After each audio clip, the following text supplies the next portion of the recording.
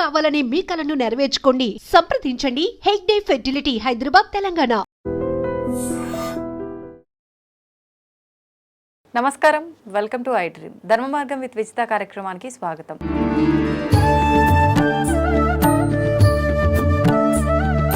ప్రస్తుతం మనతో పాటు ఉన్నారు ప్రముఖ జ్యోతిష పండితులు, ఆధ్యాత్మికవేత్త సుభాష్ శర్మ గారు. ఇప్పుడు గురుగారితో మాట్లాడదాం. నమస్కారం గురుగారు. శ్రీమాత్రే నమః. గురుగారు, శని త్రయోదశి రాబోతుంది. శని అనగానే అందరము భయపడుతూ ఉంటాం. మనుషుల విషయంలో కూడా వీడు శని పట్టినట్టు పట్టుకున్నారా, నాకు ఆడ తగిలాడో ఏమో అంటే అట్లా ప్రతి విషయంలో కూడా శని భగవాను తలుచుకోకుండా ఉండము. అట్లా అని చెప్పి ఆయన ఏమైనా పొగుడుతున్నామా లేదంటే ఆరాధిస్తున్నామా అంటే అలా కాదు, తిట్టుకుంటూనే ఉంటాం ఎంతసేపు కూడా. అంటే ఒకసారి శని భగవానుడు మన లైఫ్లోకి ఎంటర్ అయ్యాడు అంటే నిజంగా అంతా కూడా చాలా నత్తనడక నడుస్తూ ఉంటుందంటారా? అసలు ఏంటి నిజంగా అలా గనక ఉంటే ఈ శని త్రయోదశిని మనం ఏ రకంగా ఉపయోగించుకొని వాటి నుంచి బయటపడవచ్చు అంటారు? చాలా అద్భుతమైనటువంటి ప్రశ్న, తప్పకుండా తెలియజేసిన ముందుగా ప్రేక్షకులందరికీ శ్రీమాత్రే నమః, శ్రీ గురుభ్యో నమః. నమో దేవ్యై మహాదేవ్యై శివాయై సతతం నమః. నమ ప్రకృత్యై భద్రాయై నిహతాం ప్రణతాస్మృత. జీవితంలో శని యొక్క కర్తవ్యం ఏంటి, శని యొక్క పరిపాలన ఏంటంటే మనిషి యొక్క కర్మలను బట్టి శని భగవానుడు వారికి ఆ శిక్షలు విధిస్తూ ఉంటాడు. చనిపోయిన తర్వాత స్వర్గము నరకం అనేది ఎవరికీ తెలియదు. పోనీ మనం నరకానికి వెళ్తామా, స్వర్గానికి వెళ్తామా, అక్కడ ఎలాంటి శిక్షలు పడతామా మనకు కూడా తెలియదు. కానీ బ్రతికి ఉన్నప్పుడు మనం చేసినటువంటి పాపకర్మలు ఏవైతే ఉన్నాయో వాటన్నిటినీ కూడా శిక్ష వేసేటటువంటి వాడు శని భగవానుడు. ఇప్పుడు 4 గోడలు ఉన్నాయండి, దీంట్లో నేను ఏం చేసినా చెల్లుతుంది అని అనుకుంటాను. ఎవరు చూడట్లేదు కదా, నేను ఏం చేసినా చెల్లుతుంది, నేను కొట్టినా చెల్లుతుంది, చంపినా చెల్లుతుంది, నేను ఎలాంటి పని చేసినా చెల్లుతుంది అని అనుకున్నాం అనుకోండి. ఇక్కడ నుంచి బయట అడుగు పెడితే ఎవరికీ తెలియదు. కానీ ఇక్కడ చేసిన తప్పు చూసేటటువంటి వాడు శని భగవానుడు. అంటే నువ్వు ఒక తప్పు చేశావు, ఆ తప్పు నీ శరీరానికి అంటుకుంది కాబట్టి ఈ తప్పుకి నీకు శిక్ష పడే తీరాలి. మనం ఎవరూ చూడట్లేదు, తప్పులు చేస్తూ పోతున్నామంటే చూసేటటువంటి వాడు భగవంతుడు తప్పకుండా ఉంటాడు.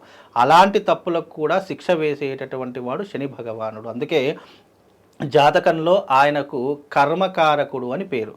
కర్మస్థానాధిపతి ఎవరు అంటే శని భగవానుడు. కర్మ చేయాలన్నా తగ్గించుకోవాలన్నా ఆయన ద్వారానే జరుగుతుంది. కర్మ పెరగాలన్నా తగ్గించుకోవాలన్నా ఆయన ద్వారా. అందుకే కొన్ని ముఖ్యమైనటువంటి తిథులలో ఆయనను ఆయనను వేడుకోవడం ద్వారా, ఆయనను పూజించడం ద్వారా కొన్ని కర్మలు మనం అంటే గొడ్డలతో పోయేదాన్ని గోటితో తీసేస్తాడు అని శాస్త్రము. అందుకే శని భగవానుడికి ఈ శని త్రయోదశి ఎందుకు ఇంత ప్రీతి అంటే ఆయన పుట్టినటువంటి తిథి త్రయోదశి, ఆయన వారమైనటువంటి వారం శనివారం.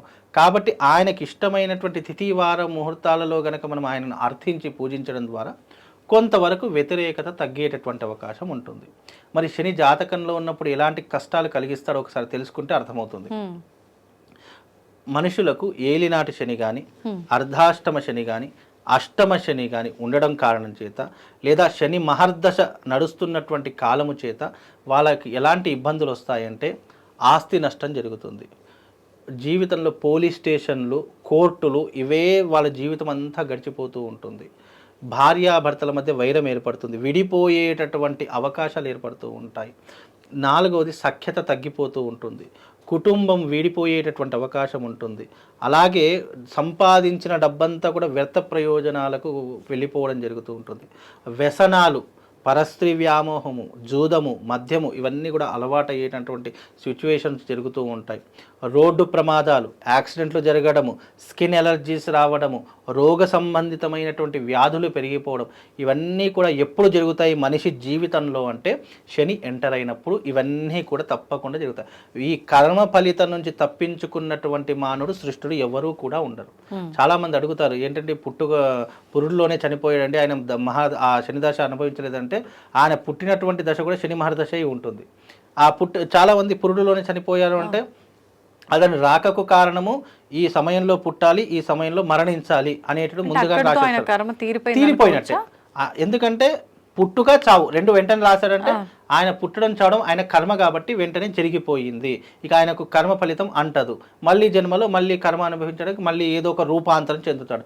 మళ్ళీ ఇప్పుడు మనిషిగా పుట్టినటువంటి జీవి మళ్ళీ మనిషిగానే పుడతారని గ్యారంటీ లేదు. అవి 84 లక్షల కోట్ల జీవరాశులు ఏ జీవిగా పుడతాడో ఎవరికి తెలియదు. అది తెలిసినటువంటి వాడు పరమశివుడు ఒక్కడే. కాబట్టి ఈ శనిగ్రహ దోష పీడ పరిహారాల నుంచి బయటపడాలి అంటే మనిషి చేయవలసినటువంటి కర్తవ్యాలు కొన్ని ఉంటాయి.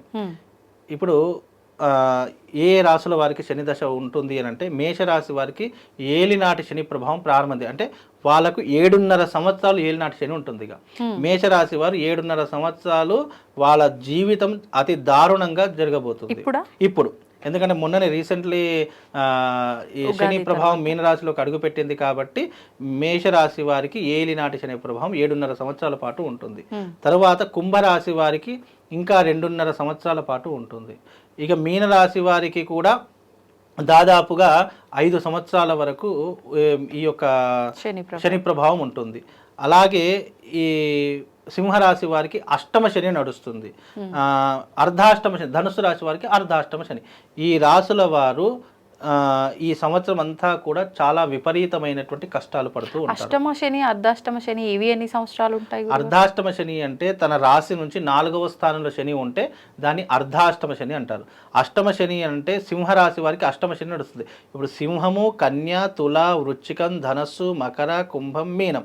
మీనంలో శని సంచరిస్తున్నాడు కాబట్టి వీళ్ళ రాశి నుంచి మీన రాశి వరకు లెక్క పెట్టాలి. ఎన్నో స్థానమైంది? 1, 2, 3, 4, 5, 6, 7, 8. 8వ స్థానంలో శని సంచరిస్తే అష్టమ శని అని అంటాము. 4వ స్థానంలో శని సంచరిస్తే అర్ధాష్టమ శని అంటాము. కాబట్టి సింహరాశి వారికి, ధనుస్సు రాశి వారికి, కుంభ మీనరాశి వారికి, మేషరాశి వారికి వీళ్ళందరికీ కూడా శని పట్టి పీడించుకునేటటువంటి సమయం ఈ సమయం. కాబట్టి వీళ్ళందరూ ఏం చెయ్యాలి?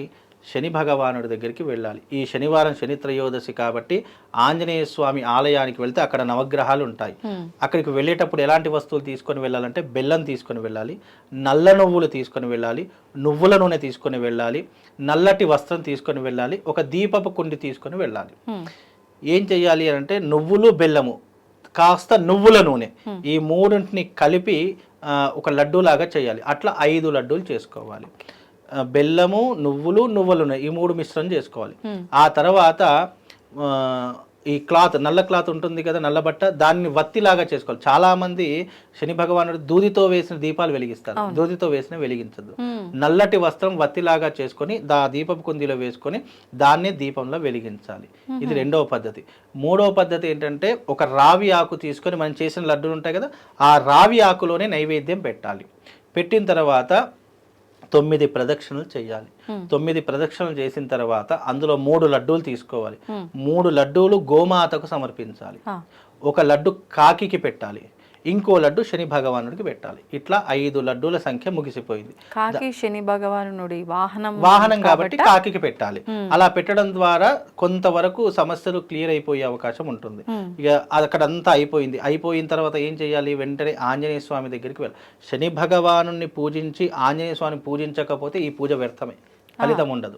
ఒకవేళ హనుమంతుడి ఆలయంలో కాకుండా మరి వేరే ఆలయంలో నవగ్రహాలు అక్కడ ఉన్నటువంటి ఆలయం ఏదైనా సరే, ఇప్పుడు మామూలుగా ఆంజనేయ స్వామి ఉన్న ఇప్పుడు శనివారం వచ్చిందంటే ఎక్కువ ఆంజనేయ స్వామి గుడికి వెళ్తారు, లేదా వెంకటేశ్వర స్వామి గుడికి వెళ్తారు. అక్కడ నవగ్రహాలు ఉండి అక్కడ ప్రదక్షిణ అయిపోయిన తర్వాత ప్రధాన ఆలయం ఏది ఉంటే అది, అక్కడ పర్టికులర్ ఆంజనేయ స్వామి అని కాదు. కాకపోతే ఆంజనేయ స్వామి గురించి చెప్తున్నా. ఆంజనేయ స్వామికి 11 ప్రదక్షిణలు చేసుకోవాలి. చేసి ఆంజనేయ స్వామి ఎదురుగ్గా కానీ లేదా పక్కన కానీ, ఎదురుగా కూర్చొనివ్వరు కాబట్టి పక్కన కూర్చుండి ఓం నీలాంజన సమాభాసం రవిపుత్రమమాగ్రజం ఛాయా మార్తాండ సంభూతం తం నమామి శనైశ్చరం అనేటటువంటి శ్లోకాన్ని 108 సార్లు తప్పకుండా అక్కడ చదువుకోవాలి. అప్పుడు శని భగవానుడి యొక్క పీడ మనకు 100% ఉందనుకోండి, 80% తగ్గించేస్తాడు. అంటే కేవలం 20% ఉంటుంది. ఆ 20% కూడా ఎందుకు తగ్గించలేడు అంటే కర్మ ఫలితం ఎవ్వరూ దూరం చేసుకోలేరు. చివరకు భగవంతుడు కూడా కర్మ ఫలితము అనుభవించాడు కాబట్టి, రాముడు అనుభవించాడు, కృష్ణుడు అనుభవించాడు, పరమశివుడు అనుభవించాడు, అందరూ అనుభవించారు కాబట్టి ఎవరు పూర్తిగా తప్పించుకోలేరు.